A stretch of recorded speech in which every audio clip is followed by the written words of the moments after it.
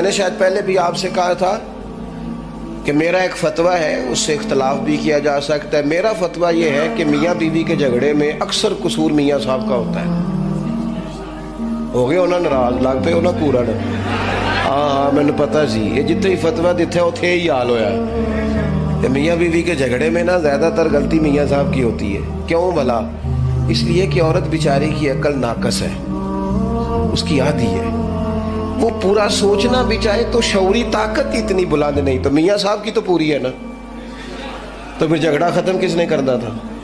تو جی میاں صاحب آکن تینوں آج ٹھیک کر کے ہی چھڑ رہے تو یہ تو غلط بات ہے نا بھائی۔